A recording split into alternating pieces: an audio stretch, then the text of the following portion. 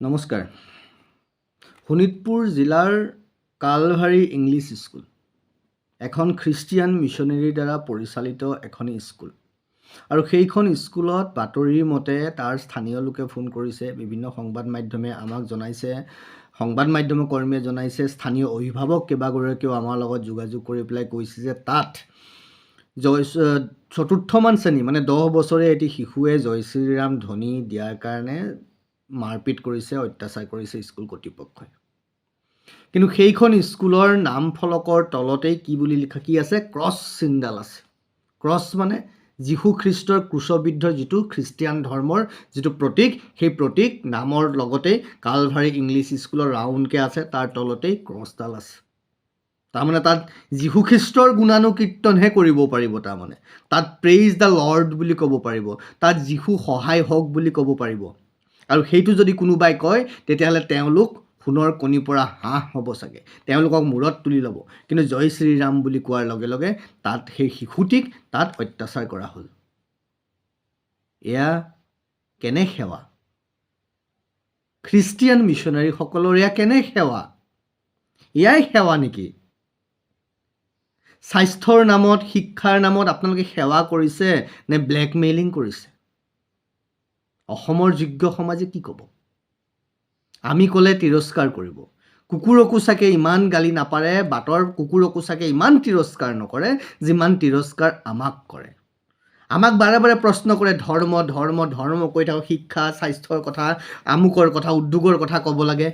শিক্ষা স্বাস্থ্য কৰি থকাবোৰে কি কৰিছে? কোনোবাই কয় আজমলে আমুক কৰিছে তামুক কৰিছে, তাৰ লগত আজমলে কি কৰি আছে? এফালে খ্ৰীষ্টিয়ান মিছনাৰী, আনফালে ইছলামিক মৌলবাদীৰ চিন্তাই কি কৰি আছে? আমি এৰি দিছোঁ চব, কিন্তু আপুনি শুৱনি কোঠাটো এৰি দিছেনে? পাৰেনে এৰি দিব? যদি পাৰে মোৰ ক'ব লগা নাই।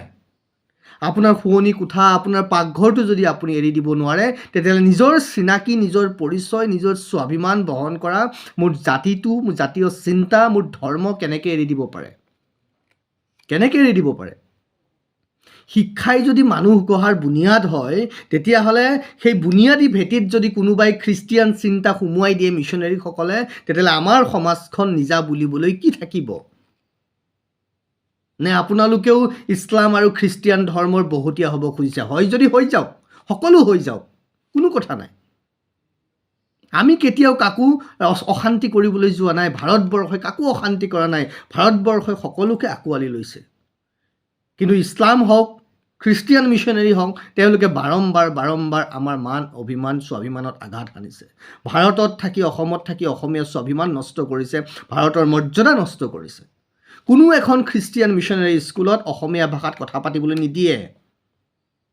কোনো এখন খ্ৰীষ্টিয়ান মিছনেৰী স্কুলত অসমীয়া ভাষাত কথা বতৰা পতা নহয়।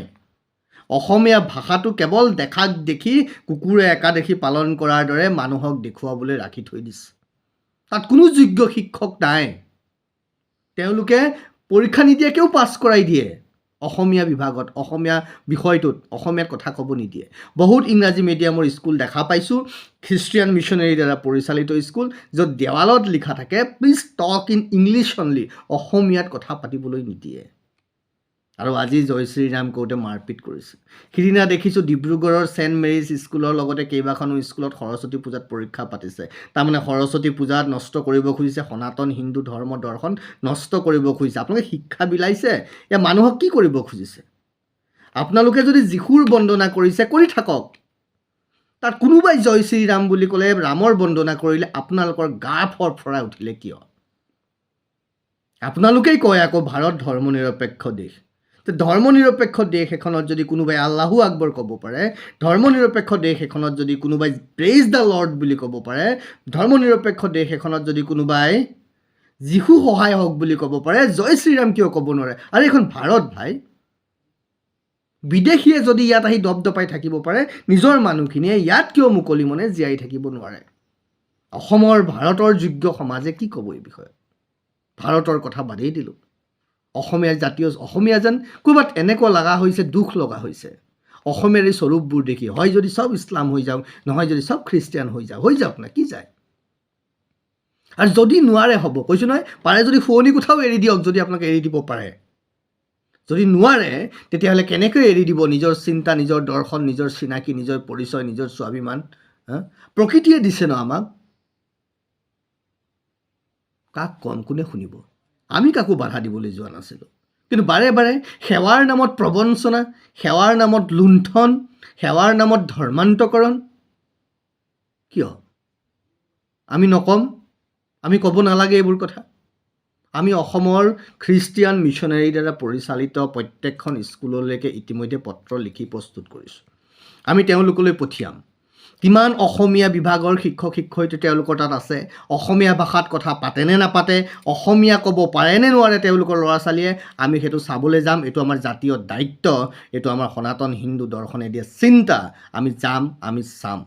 NCERT বা নিউ এডুকেশ্যন পলিচি মতে কি কৈছে যে মাতৃভাষা প্ৰত্যেক ল'ৰা ছোৱালীক শিকাব লাগিব, শিক্ষা দিব লাগিব। কিন্তু খ্ৰীষ্টিয়ান মিছনাৰী কেইখন স্কুলে দিছে অসমত? কেইখন স্কুলে দিছে? মাতৃভাষা প্ৰত্যেক ল'ৰা ছোৱালীৰ নিজৰ জন্মগত অধিকাৰ, নিজৰ মাতৃধৰ্ম পালন কৰা প্ৰত্যেক ল'ৰা ছোৱালীৰ, প্ৰত্যেক মানুহৰ জন্মগত অধিকাৰ। কিয় বাধা দিব সেই জন্মগত অধিকাৰ পালন কৰাত? কোন তেওঁলোক? কালভাৰী ইংলিছ স্কুলৰ পৰিচালক আৰু প্ৰিন্সিপালৰ ফোন নম্বৰ আমি যোগাৰ কৰিবলৈ চেষ্টা কৰি আছোঁ। তাৰ স্থানীয় লোকে আমাৰ লগত যোগাযোগ কৰিছে। নাম্বাৰ পালে আমি কথা পাতিম, আমি সুধিম। তেওঁলোকে ইয়াৰ কাৰণে ভুল স্বীকাৰ কৰি ক্ষমা খুজিব লাগিব। ক্ষমা খুজিলেই নহ'ব, তেওঁলোকে স্পষ্টীকৰণ দিব লাগিব সমস্তখিনি। কাৰণ তেওঁলোক সমস্ত এক চেইনৰ দ্বাৰা জড়িত হৈ আছে, সমস্ত মই খ্ৰীষ্টিয়ান মিছনাৰীৰ দ্বাৰা পৰিচালিত। সেইসকলক কৈছোঁ, ডন বস্কক মই আজি প্ৰথমবাৰৰ কাৰণে কৈছোঁ, আপোনালোকৰ দ্বাৰা পৰিচালিত যিমান স্কুল, কলেজ, ইউনিভাৰ্চিটি অসমত আছে, অসমীয়া ভাষা আছেনে নাই, অসমীয়াত কথা কয় নে নকয়, তাত সৰস্বতী পূজা পাতে নে নাপাতে? কিয় নাপাতিব সৰস্বতী পূজা? ইয়াত যদি খ্ৰীষ্টিয়ান মিছনাৰী স্কুলত যদি খ্ৰীষ্টমাছ পাতিব পাৰে, খ্ৰীষ্টিয়ান মিছনাৰী স্কুলত যদি গুড ফ্ৰাইডে পাতিব পাৰে, সৰস্বতী পূজা কিয় পাতিব নোৱাৰিব? সৰস্বতী পূজাও পাতিব লাগিব। আৰু তাৰ কাৰণে এক মুভমেণ্ট আমি কেনেকৈ কৰাব লাগে সেইটো কিন্তু আমি জানো, আৰু সেইটো আমি কৰাম। আজি কৈ থলোঁ, হয়তো সময় লাগিব, কিন্তু আজি কৈছোঁ আপোনালোকক, এয়া কৰিব লাগিব। 14 তাৰিখে সৰস্বতী পূজা।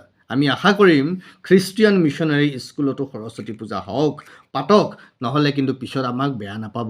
আমি শান্ত হৈ থাকি ভাল পাওঁ, আমি শান্তিপ্ৰিয়। কিন্তু আমাক যেতিয়া তিৰস্কাৰ কৰা হয়, আমাৰ মান অভিমান স্বাভিমানক, আমাৰ মাতৃধৰ্ম বা মাতৃভাষাক যেতিয়া তিৰস্কাৰ কৰা হয়, আমাৰ ল'ৰা ছোৱালীক যেতিয়া মূল ভেটিৰ পৰা আঁতৰাই বিদেশী চিন্তাৰ বহতীয়া কৰিবলৈ চেষ্টা কৰা হয়, তেতিয়াহ'লে কিন্তু এতিয়া অসম আগৰ অসম হৈ থকা নাই। আগতে এইবোৰ কথা ক'বলৈ কোনো নাছিল, এতিয়া আমি আছোঁ।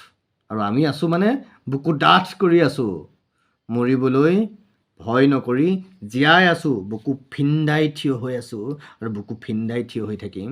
গতিকে আপোনালোকক ডন বস্ক আৰু অন্যান্য যিমান খ্ৰীষ্টিয়ান মিছনাৰী স্কুল আছে সকলোকে কৈছোঁ, আপোনালোক প্ৰস্তুত হওক। আমি আপোনালোকলৈ ইতিমধ্যেই পত্ৰ প্ৰস্তুত কৰিছোঁ, আমি আপোনালোকলৈ পত্ৰ পঠিয়াম। বাকী কিন্তু সময়ৰ লগত যদি আপোনালোকে এইবোৰ ঠিক কৰি নলয়, সেৱাৰ নামত যদি আপোনালোকে ধৰ্মান্তৰ কৰা, ব্লেকমেইল কৰা, আমাৰ সমাজ নষ্ট কৰা অভিসন্ধি বন্ধ নকৰে, তেতিয়াহ'লে কিন্তু আমাক পিছলৈ বেয়া নাপাব।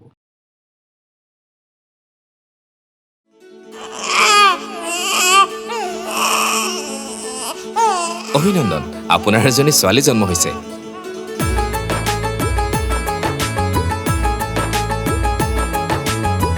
লাহি পাহি এজনী পৰি আহিলে ঘৰখন উজলি।